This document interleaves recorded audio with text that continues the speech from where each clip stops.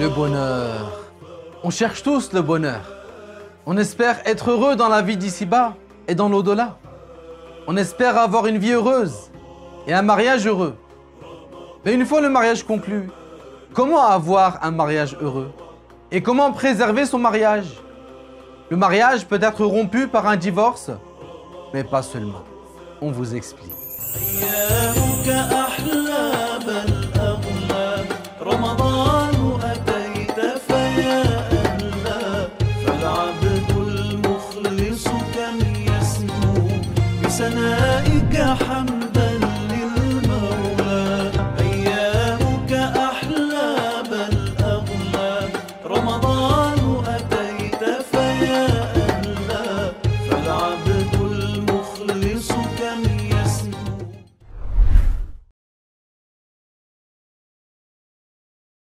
أعوذ بالله من الشيطان الرجيم.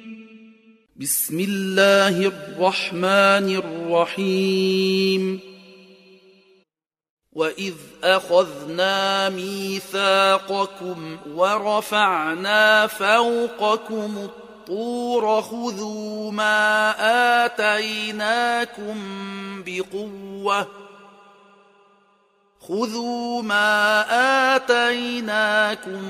بقوة واذكروا ما فيه لعلكم تتقون. ثم توليتم من بعد ذلك فلولا فضل الله عليكم ورحمته لكنتم من الخاسرين. ولقد علمتم الذين اعتدوا منكم في السبت فقلنا لهم كونوا قردة خاسئين. فجعلناها نكالا لما بين يديها وما خلفها وموعظة للمتقين. وإذ قال موسى لقومه إن الله يأمركم أن تذبحوا بقرة قالوا أتتخذنا هزوا قال أعوذ بالله أن أكون من الجاهلين. قالوا ادع لنا ربك يبين لنا ما هي قال إنه يقول إنها بقرة لا فارض ولا بكر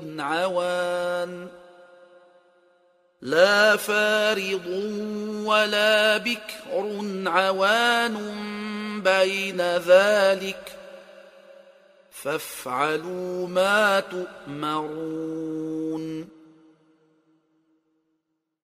قالوا ادع لنا ربك يبين لنا ما لونها قال إنه يقول إنها بقرة صفراء فاقع لونها تسر الناظرين. قالوا ادع لنا ربك يبين لنا ما هي إن البقرة شابه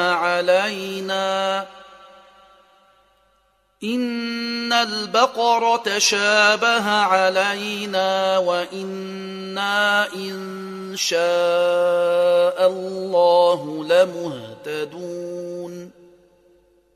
قال إنه يقول إنها بقرة لا ذلول تثير الأرض الأرض ولا تسقي الحرث مسلمة لا شية فيها قالوا الآن جئت بالحق فذبحوها وما كادوا يفعلون صدق الله العظيم رمضان رمضان رمضان فرصة عمر. Le bonheur. On cherche tous le bonheur. On espère être heureux dans la vie d'ici-bas et dans l'au-delà. On espère avoir une vie heureuse et un mariage heureux. Mais une fois le mariage conclu, comment avoir un mariage heureux? Et comment préserver son mariage? Le mariage peut être rompu par un divorce, mais pas seulement. On vous explique. Bismillah, alhamdulillah, wassalatu wassalamu ala rasulillah. Dieu Ta'ala dit dans le Coran honoré: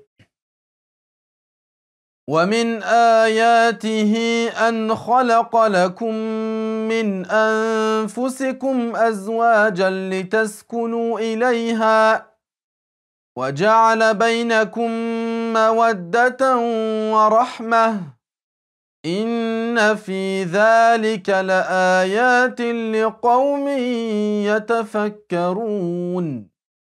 Ce verset veut dire: parmi les signes que Allah vous a donnés, c'est qu'il a fait que vous ayez des épouses auprès desquelles vous vous réfugiez, vous retrouverez le réconfort. Et il a fait qu'il y a entre vous de l'amour et de la miséricorde. Il y a certes là des signes pour ceux qui réfléchissent et qui méditent. Et le messager de Dieu, sallallahu alayhi wa sallam, a dit: إِذَا جَاءَكُمْ مَنْ تَرْضَوْنَ دِينَهُ وَخُلُقَهُ فَزَوِّجُوهُ إِلَّا تَفْعَلُوا تَكُنْ فِتْنَةٌ وَفَسَادٌ عَظِيمٌ. Ça veut dire, si un homme vient vous demander la main de votre fille et qu'il a un bon attachement à la religion et un bon comportement, alors mariez-le. Sinon, il y aura une grande corruption sur terre et beaucoup de mal. On va parler du mariage en islam. Comment avoir un mariage heureux et comment préserver son mariage. La première chose que j'aimerais rappeler, c'est que la préservation du mariage passe par l'attachement à l'enseignement prophétique. Un époux ou une épouse qui sont loin des assemblées de sciences de religion, qui n'apprennent pas la science de la religion, seront éloignés de beaucoup de biens et risquent d'être injustes dans leurs agissements. Le messager de Dieu, sallallahu alayhi wa sallam, a dit: Man yuridillahu bihi khayra yufaqqihhu fid-din. Ce hadith veut dire: celui pour qui Dieu veut un bien, il lui fait apprendre la science de la religion. Cet apprentissage est la base permettant à chacun de se rapprocher de l'agrément de Dieu et d'être sur la piété. Si les époux n'apprennent pas la science de la religion, il est fort probable qu'ils ne soient pas heureux, parce que les deux époux ne seront heureux et leur vie conjugale ne sera remplie de bonheur que si chacun s'acquitte du droit de l'autre. Leur vie conjugale sera alors stable. Les deux époux seront heureux. Lorsque chacun connaît ce qu'il a comme droit et ce qu'il a comme devoir, et que chacun s'acquitte du droit de son partenaire sur lui, le plus important, c'est d'être en conformité avec l'enseignement du messager de Dieu, sallallahu alayhi wa sallam, et de persévérer sur cela. C'est-à-dire de préserver ses organes, de préserver sa langue, de préserver son corps et de préserver son cœur. C'est cela le secret de la vie conjugale sereine et du bonheur au sein du couple. Il y a des règles de comportement et des caractères que la loi de l'islam a incité d'avoir, et ceci concernant les deux époux, l'un envers l'autre, afin que la vie conjugale soit heureuse, pleine de miséricorde et de sérénité, et qu'il n'y ait pas de déstabilisation ou de destruction de leur vie conjugale. Parmi ces règles, il y a que l'époux agisse en bien avec son épouse, et l'épouse également agisse en bien avec son mari. Dieu Ta'ala dit dans le Coran honoré وَعَاشِرُوهُنَّ بِالْمَعْرُوفِ, ce qui signifie assurer à vos femmes une vie conjugale sans nuisance, sans manquement dans leurs droits. Celui qui agit d'une bonne manière avec son épouse fait partie des meilleurs des croyants, des meilleurs d'entre eux, c'est-à-dire celui qui fait preuve de tendresse, de miséricorde et de bienfaisance. Les meilleurs des hommes, ce sont ceux qui agissent avec bienfaisance avec leurs femmes, de sorte qu'ils font preuve de modestie avec leur épouse. Ils agissent en bien avec elles. Ils leur pardonnent leurs mauvais actes. Ils ne répondent pas au mal par le mal. Ils agissent avec sagesse et intelligence avec elles. Bien agir avec son épouse est quelque chose de requis de la part du mari.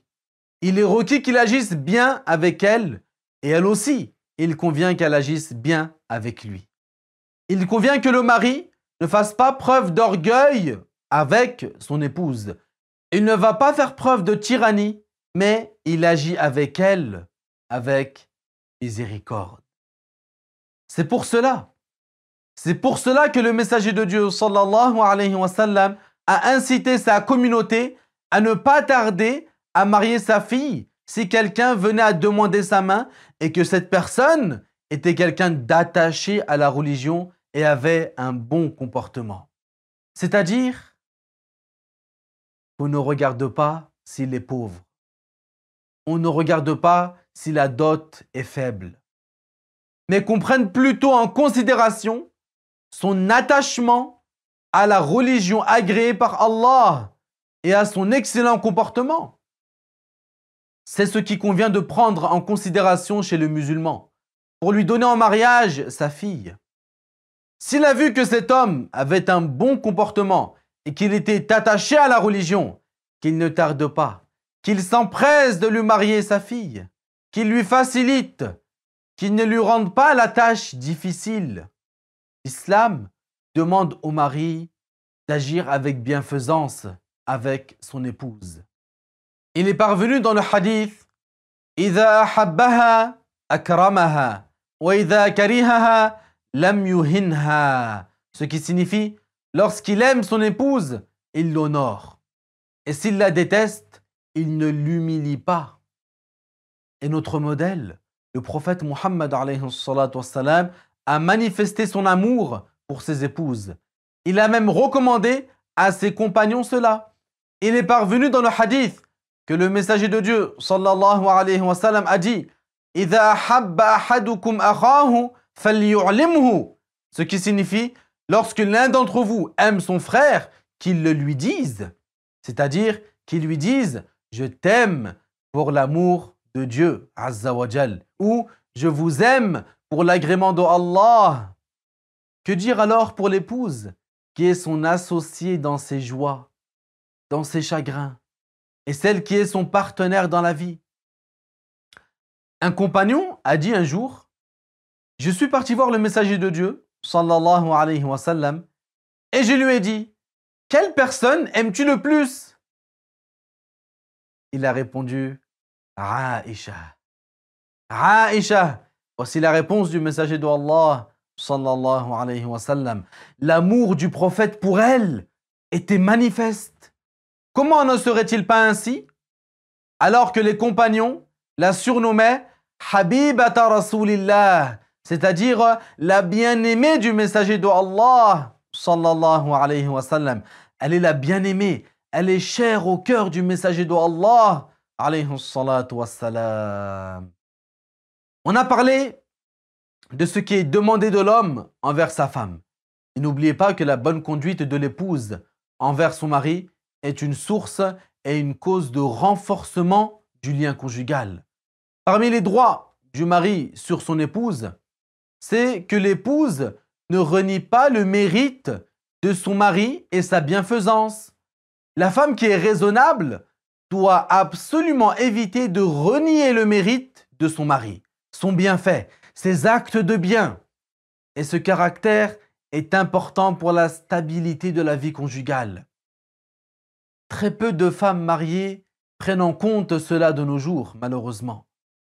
En effet, beaucoup de femmes renient le bienfait du mari au moindre mal de sa part. Un savant illustre, notre cheikh, le cheikh Abdullah al-Harari, radiyallahu anhu, que Dieu l'agrée, il a conseillé une de ses élèves qui était mariée en lui enseignant comment adresser la parole à son mari, comment agir en bien avec lui, comment vivre correctement en commun avec lui. Il lui a dit, quand tu lui parles et tu te tiens devant lui, fais-le comme si tu étais devant un roi éminent. Dans la tenue et dans le fait de lui adresser la parole, considère-le comme si c'était un roi éminent. Allah Ta'ala dit وَلَا تَنْسَوُا الْفَضْلَ بَيْنَكُمْ, ce qui signifie n'oubliez pas le mérite que les uns ont sur les autres. Si quelqu'un vous a fait un jour un bien, un seul bien, ne l'oubliez pas. Ne l'oubliez pas. Toi qui m'écoutes, attache-toi à la science de la religion. C'est grâce à la science de la religion que tu sauras ce que ton épouse a comme droit sur toi. Et elle saura ce qu'elle a comme droit sur toi. Le prophète alayhi salatu wassalam a dit أَحَقُّ النَّاسِ بِالْمَرْأَةِ زَوْجُهَا وَأَحَقُّ النَّاسِ بِالرَّجُلِ أُمُّهُ, ce qui signifie la personne qui a le plus grand droit sur la femme, c'est son mari. Et la personne qui a le plus grand droit sur l'homme, c'est sa mère. Subhanallah, grâce à la science de la religion, l'épouse et l'époux sauront chacun quels sont leurs devoirs envers Dieu Azza wa Jal.